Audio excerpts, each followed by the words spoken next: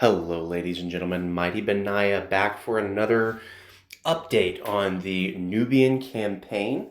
I will say that this one little pocket of resistance finally fell last night to the bombs that have been um, exploding all around it from my bombers up here. I now have 7 bombers, and they are healing. So we finally have knocked out Ethiopia, and we should be in a good spot in the south. We still have shared map with East African Syndicate, and something else has come up. I'm not sure how it's going to work out, but there is a coalition. Here, let me just pull them up. Oh, and actually, they're first ranked right now. So the EAACO just adopted chamomile, but before they adopted chamomile, they asked me to join them. And I said, you know what? You're at war with this other very, very high ranked coalition, the South African Union, who had I think chamomile may have joined. I'm not sure what happened there. But I said, hey, I've been dragged into 2 wars in 3 days. I'm really not interested in being dragged into another one. I need to spend some time building up. I would be interested in joining a coalition. I'm not opposed to it, but now is not the time if you guys are looking for help in your war in the South. And I was talking with Russo Gold, and he said, no, we're looking for somebody to guard our north. We should be able to handle the south, and now I think they probably can. But we would love for you to join us. So this includes the East Africa Syndicate, who I've been working with, and Russo Gold is down here, and he's been taking over Madagascar, and I believe he's also at war with this South African guy, Ragnar. Is Ragnar who left? No, Ragnar's in there. Okay. I'm not sure who left. They were at 4. Something to note on this game that is different from Supremacy 1914 that I did not mention.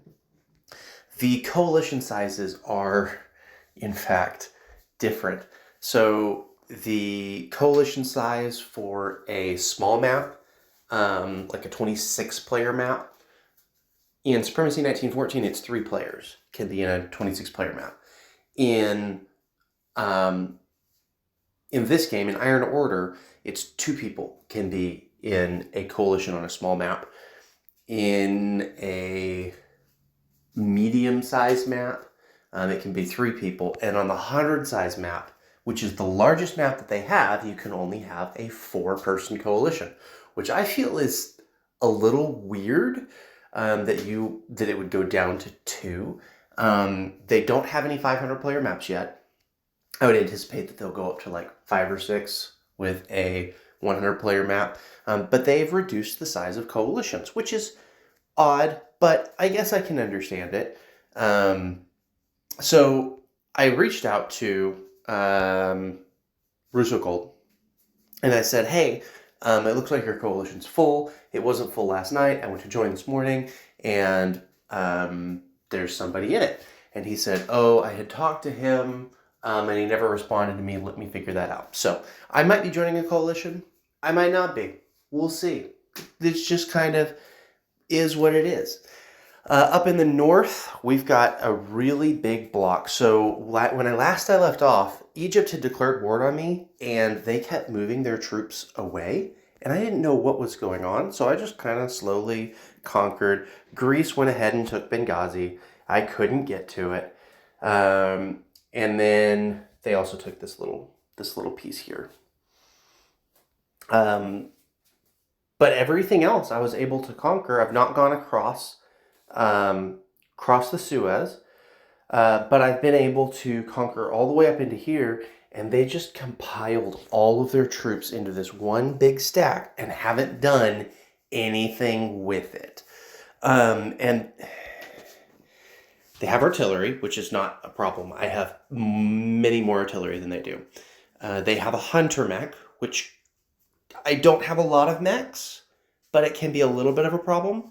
They have 6 infantry, a light tank, and a medium mech.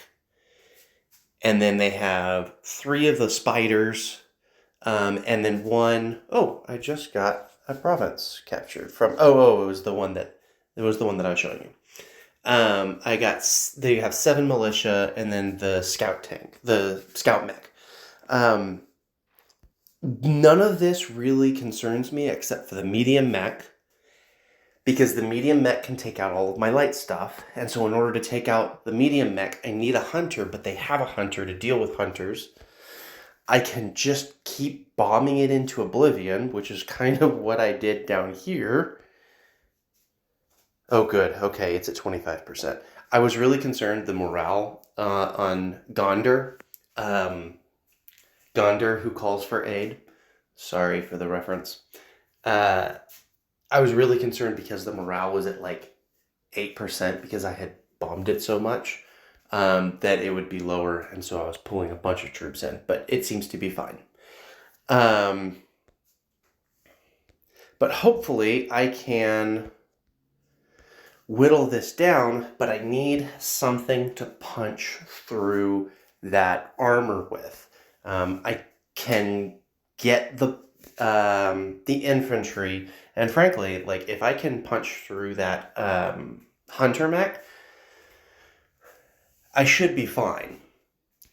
But what I have done is I am building a tier 2 prototype facility so that I can build the medium mechs and the hunter mechs.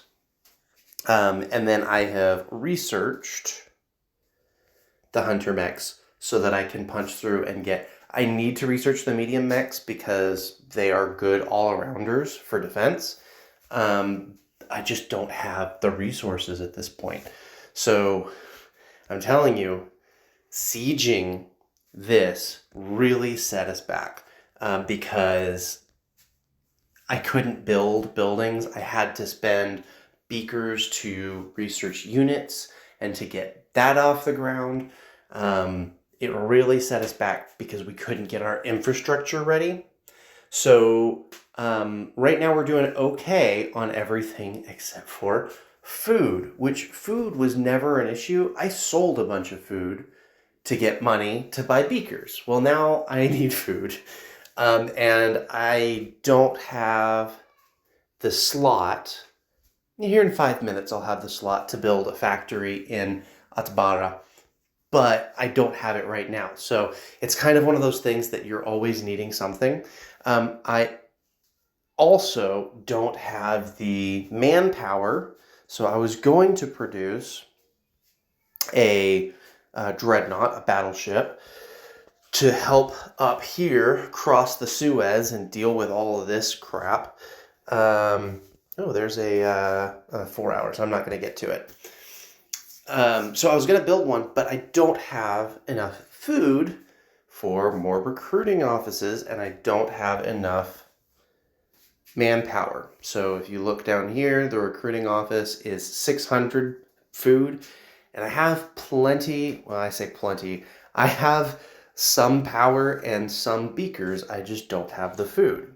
So I don't know. I might try to work on building out, because you get manpower from everywhere. I might try building out some rail to increase my morale where it's lacking.